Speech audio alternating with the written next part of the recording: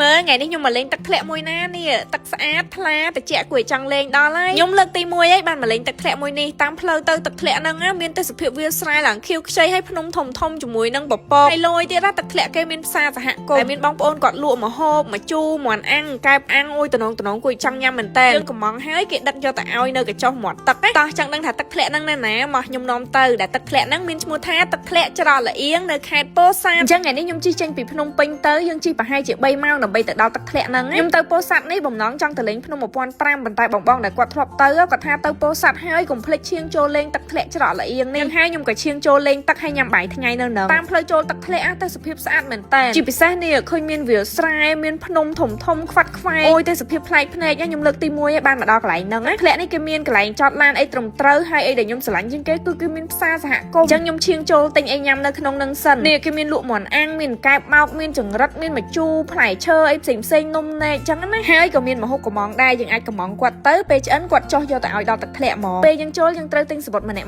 1000រៀលតាមខ្ញុំដឹងគឺលុយហ្នឹងសម្រាប់សហគមន៍គាត់ធ្វើការសម្អាតហើយនឹងថែទាំកន្លែងហ្នឹងហើយខ្ញុំចាប់អារម្មណ៍គឺនឹងស្អាតអត់មានសម្រាមទេហើយមានធុងសម្រាមមានអីត្រឹមត្រូវអញ្ចឹងគឺល្អមែនតើតែចុះអត់ឆ្ងាយទេយើងមកដល់ទឹកធ្លាក់អូយគ្រាន់តែមកដល់ភ្លាមខ្ញុំចង់តែលោតកត្រាក់ចុះត្រាំទឹកតើគឺគួរឲ្យចង់លេងមែនតើហើយកន្លែងលេងមានច្រើនតំណែងខ្ញុំចង់លេងជាងគេគឺកន្លែងដែលមានទឹកហូរតិចហើយមានថ្មមានអីអញ្ចឹងណាគេមានស្ពានឆ្លងទៅវិញទៅមកហើយមានដើមឈើដុះរាប់មាត់ទឹកអញ្ចឹងទៅគឺត្រជាក់ស្រួលមែនតើថ្ងៃខ្ញុំទៅហ្នឹងមេឃបើកថ្ងៃខ្លាំងណាប៉ុន្តែអត់ក្តៅទេដោយសារនៅហ្នឹងគឺគេមានដើមឈើរាប់មាត់ទឹកខ្ញុំថ្ងៃនេះត្រៀមកៅអៅមកកាបូបទុកមកលេងទឹកឯណានៃហ្មងកាបូបខ្ញុំដាក់កៅអៅនេះខ្ជូតទៅណាបានពីម៉ាស់ SCG រៀបនឹងចុះលេងទឹកឯងឃើញអូននៅហ្នឹងគាត់ស្គាល់ហើយខ្ជូតទៅណាអញ្ចឹងជូនកាបូប SCG គាត់ម្នាក់មួយដែរមកលេងទឹកអញ្ចឹងគឺត្រូវហ្មងត្រូវការកាបូបដាក់អីវ៉ាន់ដាក់កៅអៅអីចឹងឥឡូវខ្ញុំចុះលេងទឹកឡើងត្រជាក់ស្រែហើយគេមានដំណាក់ខ្ពស់ហើយនឹងដំណាក់ទាបចឹងខ្ញុំជួយចិត្តលេងតែកន្លែងរាក់ទាបទេរដូវកាលនេះបរិយាកាសប្រែប្រួលលឿនមែនតើម្ដងបើកថ្ងៃឡើងចេះម្ដងមេឃភ្លៀងអង្គុយលេងសុកមេឃចាប់ផ្ដើមភ្លៀងអញ្ចឹងពេលមេឃភ្លៀងតាមទឹកធ្លាក់អី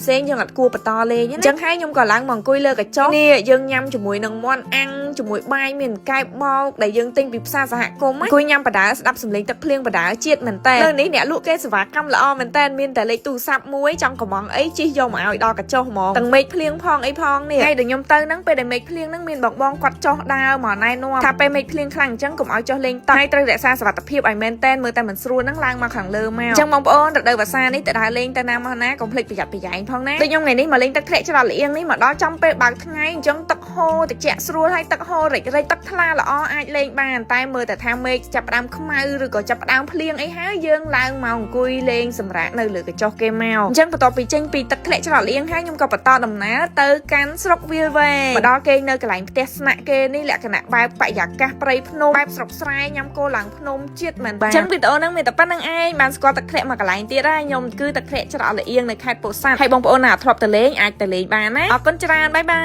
យ